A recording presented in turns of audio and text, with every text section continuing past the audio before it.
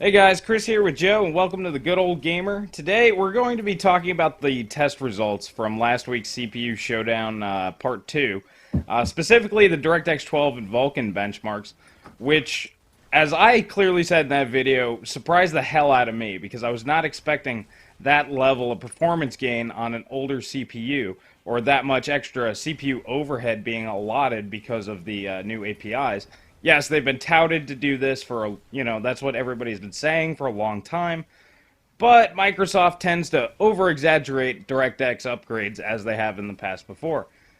This time, it seems they're actually going to deliver the goods.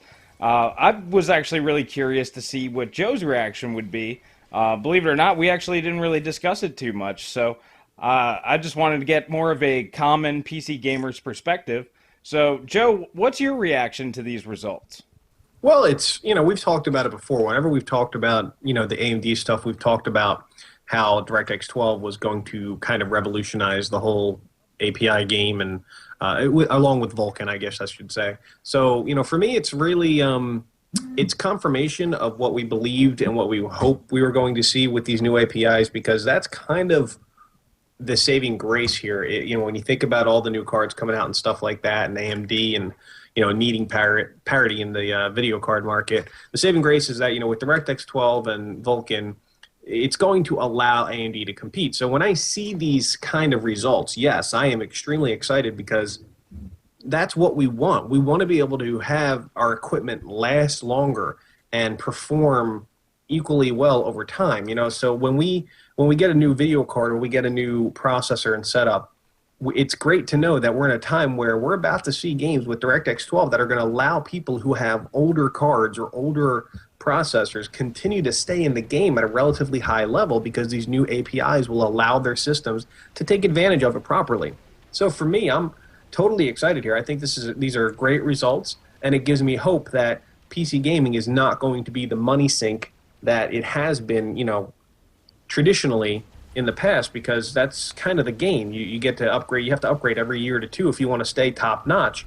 But I'm looking at results that indicate older hardware that is several years old might in fact allow people to stay in the game just a little bit longer, another year or so, maybe two, before they even really need to think about upgrading. So I'm excited. I think these are great results, and I think it bodes well for the community as PC gamers, that we're going to be able to enjoy our stuff longer and not have to dip back into our wallets.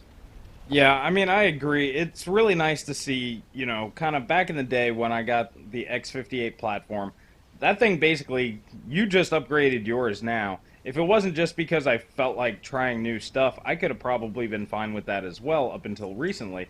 But you're right, the past few years with how much more demanding games have become on the CPU load, which we've shown in a couple of games, whether this is due to poor programming or overutilization of draw calls or something.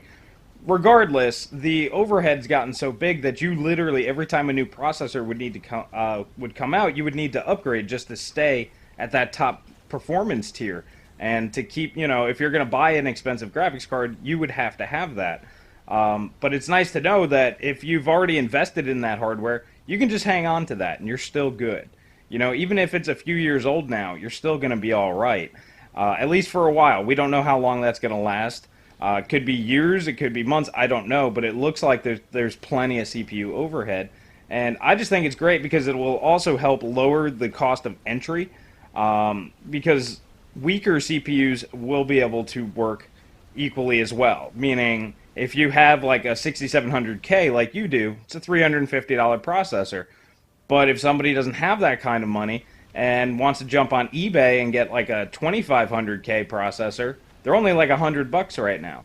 So you would get the same level of performance regardless. Meaning, if you have a 2500K and a 6700K, but you're both running GTX 1080s, you'll have equal level of performance. Whereas in DirectX 11, the 6700K, it will be vastly superior.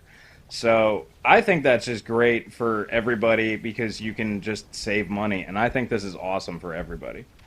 Yeah, well, I think you hit the nail on the head when you said the entry. Like how to gain entry into PC gaming. It's usually a very expensive endeavor. You've got a lot of different parts to buy, right?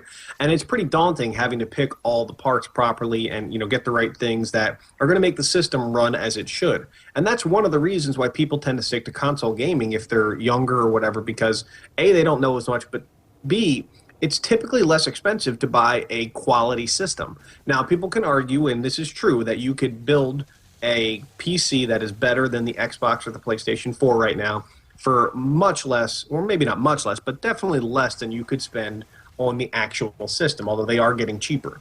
But when you're talking about the entry level of PC gaming, typically we're talking about high quality graphics, and if because that's what you want. Otherwise, get the console. If you want mid-range graphics, that was the console's like kind of domain, right? So if you want to get high quality graphics, you spend more money on a better video card, better processor, although the processor, historically hasn't been quite as important. And you would make sure you spent extra to do those things. Now we're talking about being able to spend a lot less and still compete with pretty high level graphics. And that's what's awesome because you don't need to go get a console, because if you have to choose and you have the option, always go PC gaming. I believe in the PC master race. It is 100% true that PC gaming is better in just about every way is that could be conceivable because of all the things you can do with the PC. I liked Skyrim. I liked Fallout 3, but I love them best on PC because I could mod them and I can do other things and get better graphics out of it that way. So if you have a choice, you always want to go PC, and now it's making that choice more affordable and definitely more acceptable for people who may have wanted to but decided, well, I don't want to have to buy a new video card every year or whatever, so I'll just go ahead and get a console. I mean, because think about it. If you had an Xbox 360, that console lasted for 7 years. You know? How could you argue against that kind of value? You can't. Because for 7 years, you knew every game that came out for that you could play. And they tended to look better over time, right? So now we're at a point where we're like, hey, you don't have to spend $1,000 to get this amazing system that's going to play high quality graphics on these games. It looks like you're going to be able to spend a lot less, and it's going to last a lot longer. I mean, maybe not 7 years, but certainly not, with the turnover we typically deal with. So for me, that's kind of, when you said that kind of hit the nail on the head for me. The bar to entry has been lowered dramatically, assuming these results hold true and this continues to stay the norm. Yeah, I mean, we have limited benchmarks right now, but besides Ashes of the Singularity kind of being the oddball out, all the other benchmarks showed the same thing. Both CPU overhead and the other thing is RAM speed overhead. I did RAM speed differences on all those benchmarks, and the 1600 RAM versus the 2133 on DirectX 11, for the most part, made a big difference. However, on DirectX 12, it's like, nah, don't worry about it. Slower RAM's good too. Once again, lowering that bar of entry because you can use less expensive memory. Now that we're moving to DDR4, that gap's going to even widen because you start at 2133 and we're up to like 4300 megahertz now. That's probably going Yeah. to top out somewhere around 5 gigahertz. That's a pretty wide difference there. There's 3 gigahertz difference. And if you can save some money and get the cheaper stuff, I mean, that's great. That's awesome for, everybody. If you don't have to go tier 1 to get the performance like I kept harping on in Witcher 3, the faster your hardware, the faster the game's going to go. Regardless of, what your configuration is, it's always going to want more. And that's a very demanding DX11 title, but in DirectX 12, you're going to kind of hit that point where you don't need any faster RAM or CPU. Just throw in a faster graphics card and poof, you instantly got better performance. And I think that's great. And I think that's the experience that most people want if they want to get into PC gaming. They don't want to upgrade their whole system all the time. They want to just upgrade their video card every few years, get better graphics, and just continue on. So I'm pretty happy. And I think with Zen, hopefully that will lower down, bring down prices of the CPU market even more. With DirectX 12 and Vulkan being multi-threaded by nature, I think 8 slower core processors will perform very well compared to very high IPC performing quad cores, and I think that's going to help level things out. Also, the big thing with that is AMD will be competitive because if the bar is set lower, meaning like Intel I think is always going to be faster. But if AMD can hit that mark where their processors, even though they might be slower, in other applications, but for games they're equal to Intel's, I think most people, at least PC gamers, they won't care. They're just going to go with whatever's cheapest. And I think this is just going to make the market more competitive, bring down prices, and I think everybody's going to win.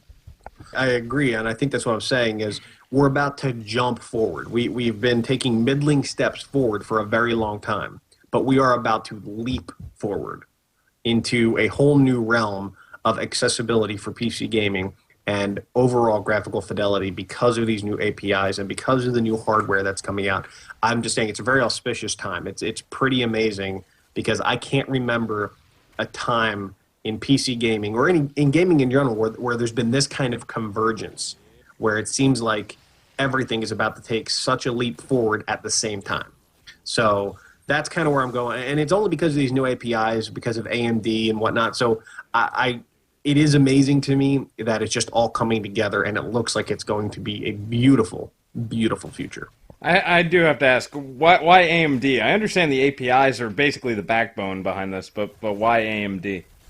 Because AMD is the one pushing the new APIs. They both stem from Mantle, which AMD produced. Did they not?